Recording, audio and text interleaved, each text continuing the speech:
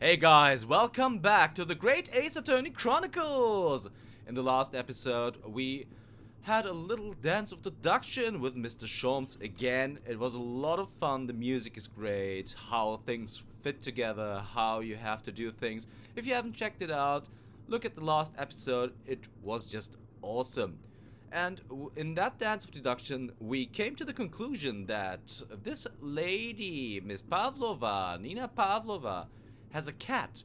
And that cat is kind of involved in the death of Kazuma. And we still haven't figured everything out. We are trying to do so still.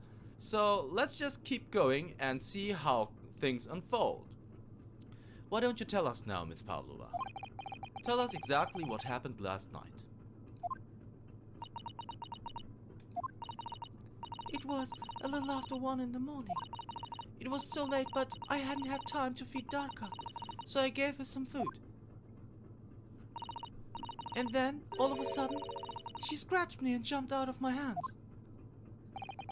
People do say that cats become very anxious and nervous in new environments. She was so fast, she disappeared through the ventilator before I could stop her. And that is how you acquired the rather nasty wound on the back of your hand, I take it? Yes. And I had read the, rules on the wall. I knew that I was not allowed Darka with me. Yes, modern science suggests that animals can carry infectious diseases. It's a precaution, really. So I listened and listened, trying to hear if there was some noise on the next cabin.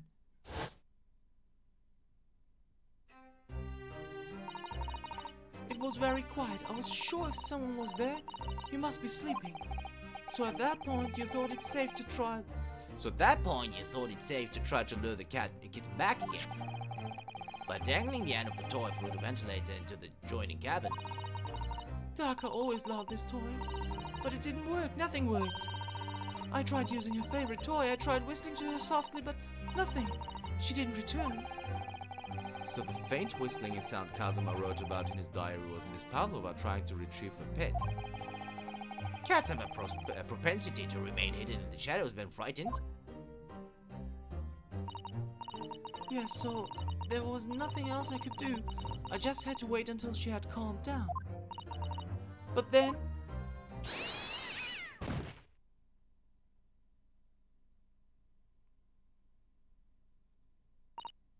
I nearly passed out with shock.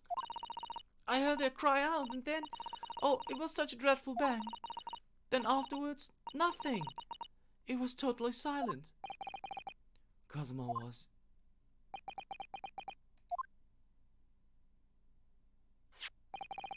From the appearance of the brown mark on the floor, it seems likely that what you heard was the victim stepping on the glass bell and tripping up.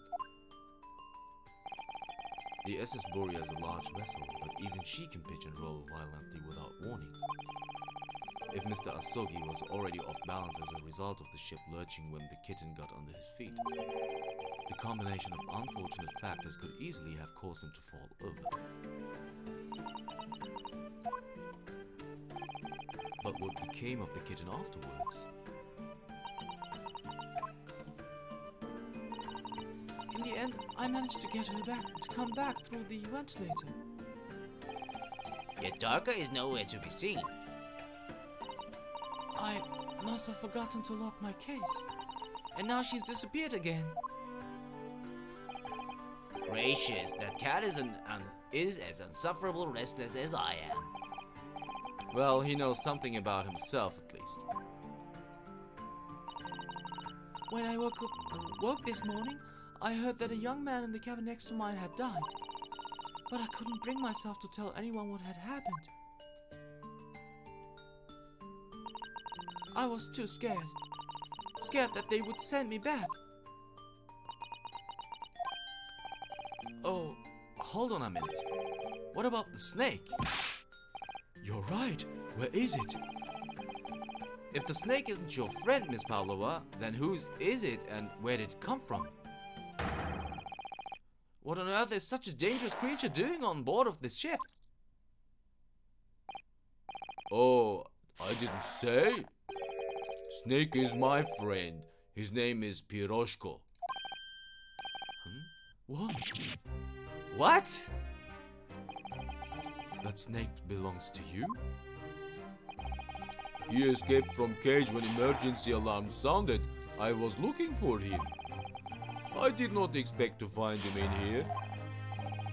Yes, how did that snake into this cabin? But animals are not permitted on board. Ha! We are at sea for 1 year.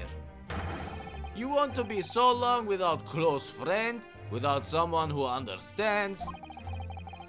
Couldn't you find someone a little more human who understands you better? But my dear burly fellow, a gargantuan venomous snake? Surely you can appreciate the danger you're putting everyone in? No venom. Huh? Piroshko does not have venom. He is harmless, very long but very gentle. He is adorable, like Granny. It's venomless? Yes, now he's hungry, so he's in bad mood. But once I feed him, you will see big smile. And you feed him with what? Milk, I suppose? Ah, like they say they milk chickens? Ridiculous. Snakes that drink milk are only in stupid stories. Piroshko eats mouses. Big, fat, round mouses. Oh, so is that what the mousetrap in the passageway out there is for? Of course. How else can I catch my friend's favorite food? Nothing says top of the food chain like the look in their eyes right now. It refuses to drink milk, it can't hear a whistle, it can't climb up a bell cord, and it's not even venomous. How the deuce did something so inept land a starring role? It's not my fault. I do not make up stories. My Piroshko has nothing to do with this incident.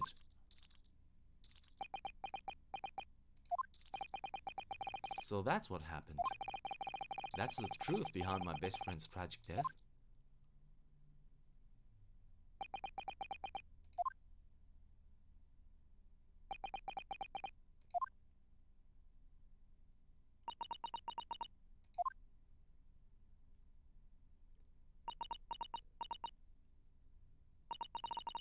Miss Pavlova, I understand the difficult situation you found yourself in, and I do sympathize. But please remember this. A young man lost his life. If you're going to attempt to cover up your guilt with lies, then no matter what the circumstances, I cannot forgive you. But what are you talking about, Miss Mikotoba? What lies? Miss Pavlova just confessed everything. It was just a series of unfortunate events, an accident.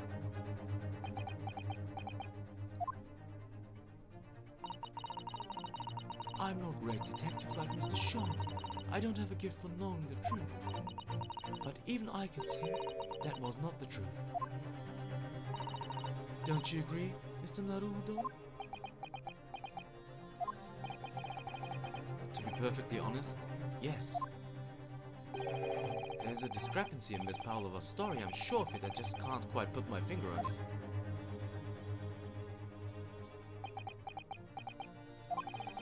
I confess, I was intending to let Scotland Yard deal with any outstanding issues on this matter. Oh, I am only present here for a very specific reason. The truth is, you, Mr. Naruto, are simply a distraction. a distraction? I do hope you've not been finding your shackles too uncomfortable. Not again, when did he do that? Especially as they're on your wrist as a result of my intervention. I was rather hoping I could resolve matters before we made our next port call. You were Mr. Short? Yes, but I overlooked one important detail. The deceased young man was a very close companion of yours. Was he not? Yes. Kazuma was my closest friend. I owed him my freedom, even.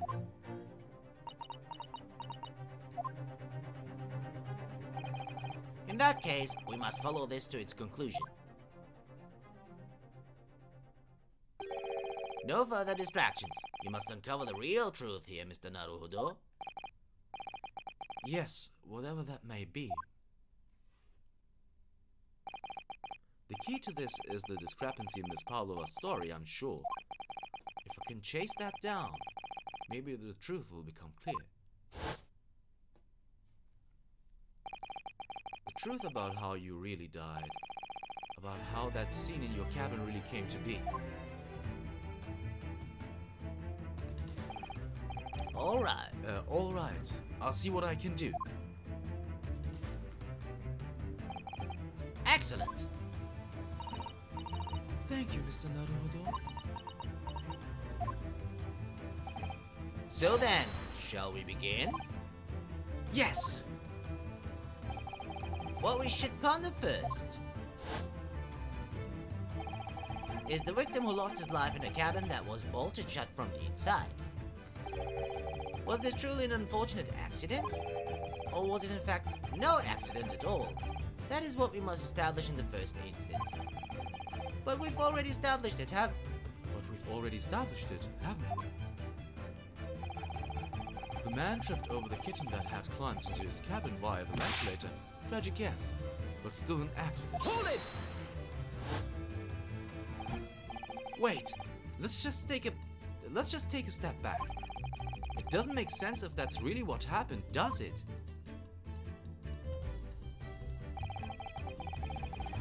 I'm going to have to ask you to spell it out for me, I'm afraid. Yes, it's starting to take shape now. There's a clear contradiction between the facts and Miss Pavlova's story here. The evidence is right here in Kazuma's cabin. It's undeniable. His death couldn't possibly have been a mere accident. Really? Let us show our hand, Mr. Naruhodo. Time to present the evidence. The evidence that proves unequivocally that the victim's death was no mere accident. So that... Wait a second. Because there's this writing, and there's no way that... No, it has to be the writing. So we're gonna present the writing. Yes! The truth is clearly recorded in this photographic print. There's no way that Mr. Asugi could have left his message on the floor. That script, it's Russian, isn't it? Oh, the script is Russian. Sorry. Indeed it is. The word written means wardrobe. I see what you mean. Most people would leave a dying message in their native language. Japanese in this case. But maybe he was studying Russian. It is a simple language. He could have picked it up very fast. That doesn't seem likely. That's actually not the point. It makes no difference whether he knew Russian or not. Sorry, what do you mean? Exactly what I said before. There is no way that Mr. Asugi could have left this message on the floor. And the reason why is clearly explained in here. Damage to the cervical vertebrae resulting in instant death. Instant death. Oh. Which means, after the victim fell to the floor, he couldn't possibly have written anything. Because he was already dead. That's not the only reason either. There's something else we found in Mr. Asugi's cabin. A remnant of something that couldn't possibly have been there if what Miss Pavlova told us was true. What? So Susato-san has noticed it too then? Putting this message on the floor aside, there's something else that gives the truth away. Another piece of evidence that proves this was no accident. In other words... Oh, okay, I have to figure this out though. Is it the... Let me just examine this.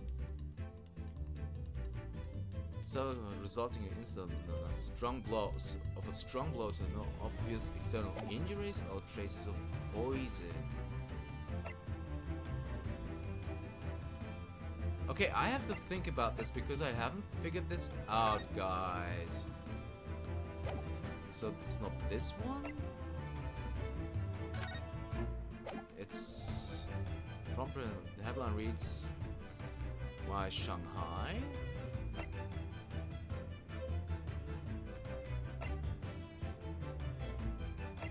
It's not this.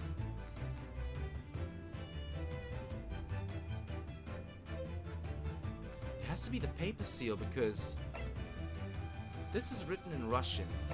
So they must know because they couldn't read it. They wrote it Russian. Or am I... It's not the post-mortem report. We'll find by the victim's body that there is no... it is the mark on the floor. Because this mark suggests that he fell otherwise. And then he was laid on this side. So it must be this. So let's present that. This piece of broken glass next to the mark on the floor. But that's the glass bell the kitten had around its neck. We already know all about that. It was broken half when the victim tripped over the cat and fell. So we already have a satisfactory explanation. Where's the flaw in that line of logic? Unfortunately, there's a very big flaw. A fatal flaw. What? If that's really what happened, then how did one half of the bell end up back here in this cabin? Ah, that is also true. Yes, remember that we found the other half of the glass bell in the waste paper basket. Would you care to explain that, Miss Pavlova? Oh no! Both these pieces of evidence clearly point to the same conclusion. That when Mr. Asugi died last night in his cabin, there was someone else in the room. And that same person deliberately arranged the scene to disguise the truth. In order to cover up his or her own guilt. Yeah. Yes, there was someone else present in Mr. Asugi's... Hold it! You're wasting time. Someone else was there? Duh, of course! We know this! What are you talking about? Bulkhead was bolted shut from inside. There was no way in or out. Oh, yes. And only other person in cabin when young student died was you. Yes! It's true, I was in the cabin when it happened. You were shut inside the cabin wardrobe to be precise about the details. But I don't know Russian. There's no way I would have left that message. Not would have. There's no way you could have left that message to be precise about the details. Would you mind? Forgive me, my dear fellow. As I was saying, the person in question wrote the word wardrobe in Russian on the floor. In an attempt to incriminate me for the crime, even though I had been asleep in there the entire time.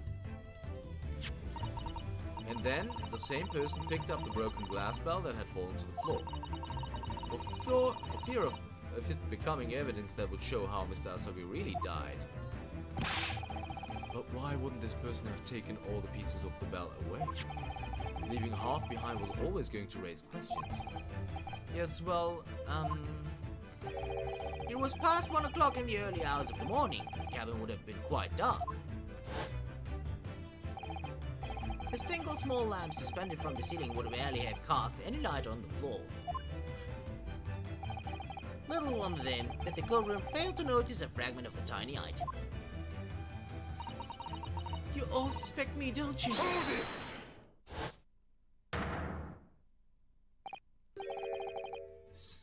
Seaman Stroganoff? Nina is woman of sea. She's daughter of strong sailor. 2 years ago, they noticed her dancing skills and she went away to join ballet company. But before, she was dancer on this ship, a member of ship's band. You do not accuse ship's angel of being criminal. So that's it. You say that? You say that when young student died, Nina was there in his cabin. But that is not possible. I give my tooth. Well, this is almost interesting. And why would you give your tooth, pray? How can you be so sure? You are great detective. You should know. Look truth in eyes. Cabin bulkhead was bolted shut from inside. Nobody could go into cabin. Not Nina, not anyone. Or you want to tell me that killer can walk through locked doors? Yet, it's impossible. He's right. But wait, I've read about this in detective stories. People often tie a thread around the door latches so they can open and close them from the outside. Fred, are you stupid? These bulkheads are not barn doors. Certainly not. These are watertight doors, as one would expect to find on any modern steamship. Constructed of heavy steel with not a gap inside. No threads or needles or magnets could have been used. No, of course not. I thought so too. But Mr. Naruhodo suggested it earlier, so... Susato-san, how could you shift it onto me like that? So Seaman Stroganoff has a valid point. The cabin door couldn't have been bolted shut from the outside. Not necessarily. What? I put it to you that I could bolt this cabin door without laying a finger on it. And in this very cabin, we can see the traces of the method I have in mind having been used for. I don't believe it. Well, Mr. Naruhodo, I believe you know what I mean, don't you? I think it has to do with the bell, but that's outside. A way to shut the bolt of the cabin door from the outside? One way does spring to mind, yes. Do you really know what Mr. Sholmes means, Mr. Naruhodo? Yes, and so should you, because we've seen it happen. Indeed we have, so would you care to do the honors, Mr. Naruhodo? Point out the telling signs of the method that was used to slide the cabin door bolt across from the outside. So... It must be... Okay, so we don't have... It must be... this. I'm just gonna point to the bookshelf. Yes! Look at the bookcase there. So how... See how all the books and things on it have toppled over? That must have happened when the ship made its emergency stop before. Yes, that's right. It's a very powerful vessel after all. When the engines are thrown into reverse, a violent jolt goes across the entire ship. Any small objects that aren't fastened down are bound to fall over. I believe, yes, it's what's known as the force of inertia acting on the objects. Is there nothing Susato-san doesn't know? Or that isn't in her book, at least? Well, whatever it's called, the same force that pushed over those books in the bookcase also made something else in the cabin move. The bolt on the cabin door. Oh, it was very obvious as after the emergency stop that the ship made earlier. We had come into this cabin not long before, and we hadn't bolted the door. But then...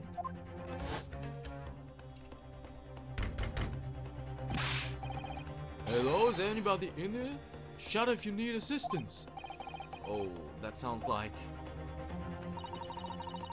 Inspector Hosonaga. Oh yes.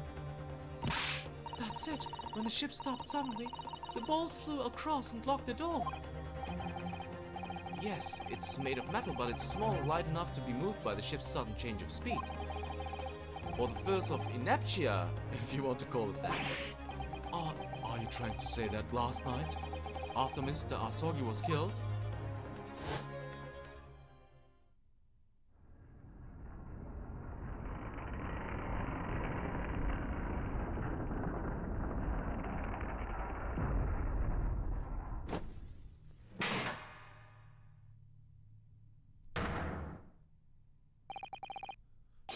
The SS Borea made another emergency stop? When I woke up this morning and looked around the cabin, I thought it looked a little odd. All the books on the shelves had toppled over, and all the ornaments? It was almost as if someone had run their hand across the shelves and deliberately knocked everything over. Oh yes, I remember that.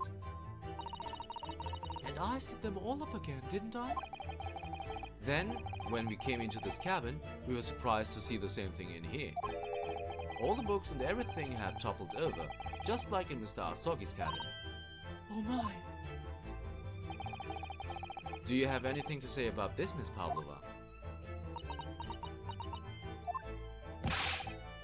Are you out of your mind? You say Borea made emergency stop?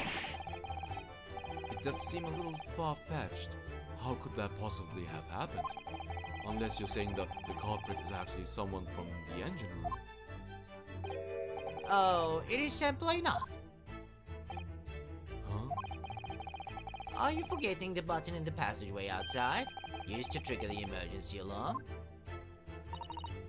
Oh yes, of course. There was a notice, wasn't there, telling you only to press the button in times of emergency. On dark nights when the fog is dense, the captain cannot afford to rely on the eyes of his outlook alone. Hence the placement of a number of buttons around the vessel to allow any crewman to raise the alarm. This sort of button, one is almost compelled to press to satisfy one's curiosity. Wait, it was you? When the button is pressed, two things happen in the interest of safety. The emergency alarm bell rings and the vessel comes to a complete stop. As indeed it did a little earlier today.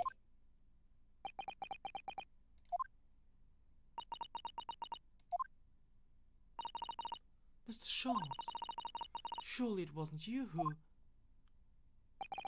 As I always say, a button has but one purpose in life. To be pressed, whatever the occasion. He sounds almost proud of himself. How dare you mess with ship? I report you to Captain. You are in much trouble now. Now, I'm sure all that can wait until later. That does not overlook the fact that we have now learned a valuable lesson. When the vessel makes an emergency stop, the bolts on the cabin doors slide closed. So, what we must now consider... Yes, it all comes down to one thing now. Last night, after what happened to Mr. Asogi, did the ship make an emergency stop or did it not? You are idiots. Borea is a huge ship with many passengers. If you make emergency stop even in the middle of night, there would be chaos everywhere. What are your thoughts, Mr. Naruhodo? Well, it's certainly possible that some kind of emergency happened last night. We have evidence to support that idea. Really? What evidence, Mr. Naruhodo? Fascinating. Do show us, my good man. What evidence promotes the theory that some emergency gripped this vessel last night? Must be the ship's log, because there are virtually no entries from 2 a.m. until early this morning. So it must be this. Yes! Seaman Stroganoff. It's your duty to patrol the first class area of the ship, isn't that right? Duh, that is correct. Why? And the ship's log here. This would be where you record the details of your duties. What are you doing with that? That is mine! Ah, you're rather carelessly left it atop the little makeshift burrow in the passageway out there. But as a responsible passengers, we took it into our care with a mind to return it to you later. I left it there on purpose. That is where I put it always. The point is, looking at what you usually record, it's clear that under normal circumstances you write the phrase "nothing to report" every 30 minutes. But from 2 o'clock last night until first light this morning, nothing was recorded at all. Nothing recorded in the log? That is... because nothing happened. But if nothing happened, you would normally write "nothing to report," wouldn't you? Indeed so, which tells us that shortly after 2 a.m., something happened here aboard the SS Gloria. Something sufficiently significant to make you forget to fill in the ship's log, in fact. Are you suggesting that the ship really did make an emergency stop in the middle of the night? Stop talking rubbish! If I'm perfectly honest, I find that a little hard to believe myself. Oh, why? Sorry, guys. Well, because if something as major as an emergency stop really had happened, surely all of us would have noticed. That's very true. Thanks to the emergency stop we experienced earlier, we all know what it feels like now. The ship lurched so violently, and the alarm bell was so loud. I can't imagine that anybody would slip through that, even if it happened in the dead of night. Well, no, that's a good point.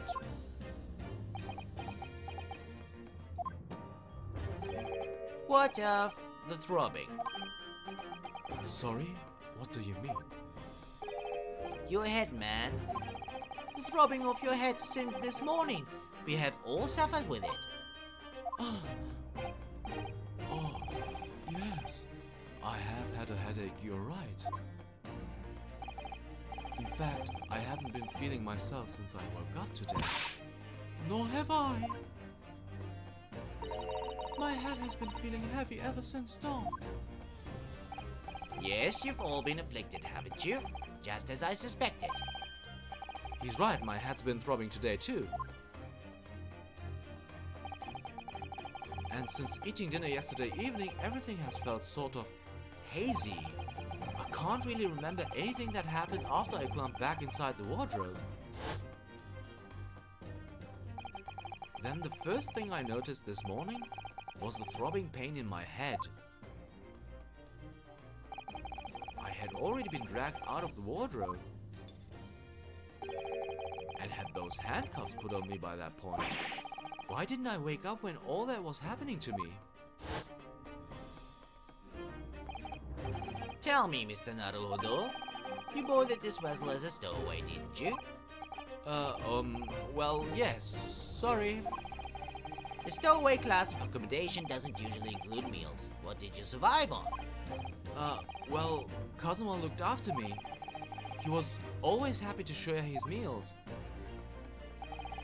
So you enjoyed some of the whole roast chicken dish that was served yesterday evening, I take it?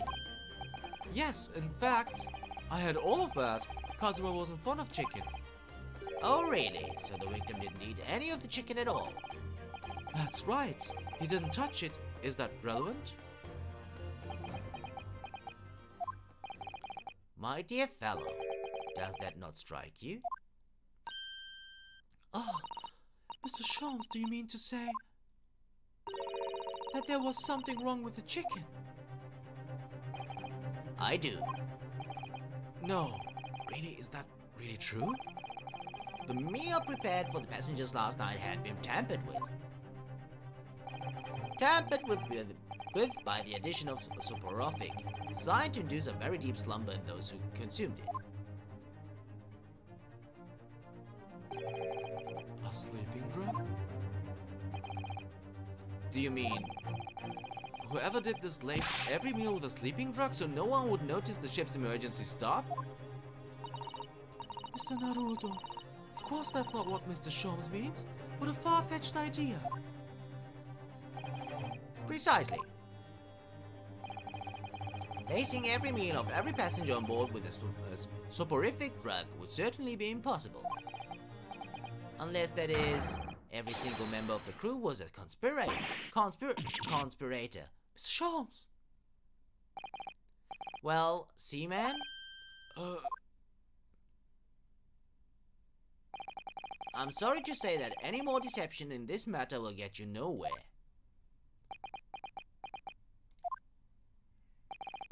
If you refuse to talk, there would have to be an inquiry made through the shipping company, of course. And were that to happen, every member of the crew and the captain himself would be hauled over the coals for aiding and abetting a renegade.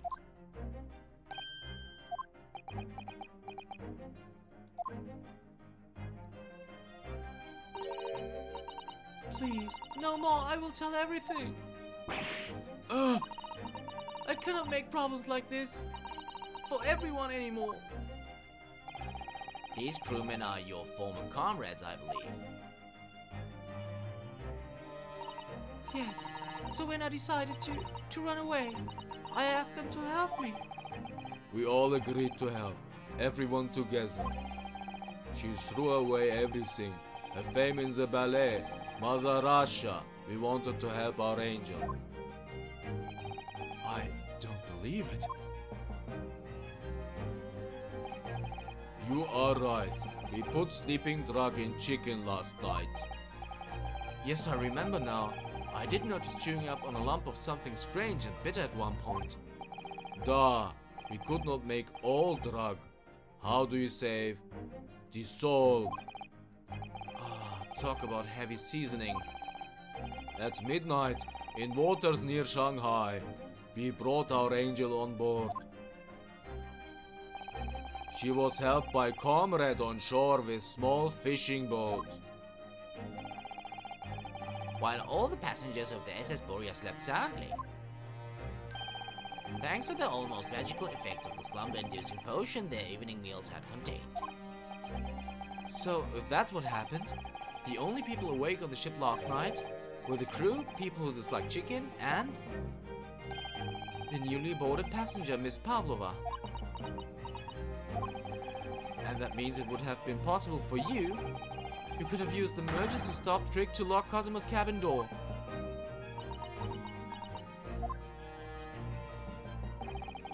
But how does that make sense?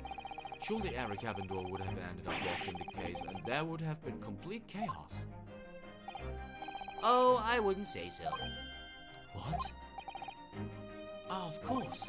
Just like us, all the other passengers would have eaten their evening meal of chicken in their cabins, after which they would have been overwhelmed by tiredness because of the sleeping drug. Quite. And accordingly, all passengers were already in their cabins for the night. Yes. The overwhelming majority of passengers would habitually sleep with their cabin doors bolted anyway, and so not one of them would have found it remarkable to find the doors locked in the morning. In summary, in order to fasten the bolt of a single cabin door on the ship, the culprit brought the entire vessel to an emergency stop in the early hours of the morning.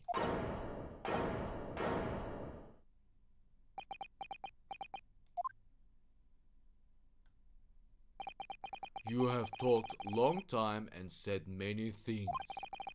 What is point? The point is what I said earlier. There was somebody else present on the scene when the victim host lost his life last night. Someone who left a message in Russian on the floor in an attempt to incriminate another. Someone who tried desperately to hide the broken fragments of glass that would reveal the culprit's identity. And someone who abused the ship's emergency stop procedure in order to lock a door. All told, a busy night. But...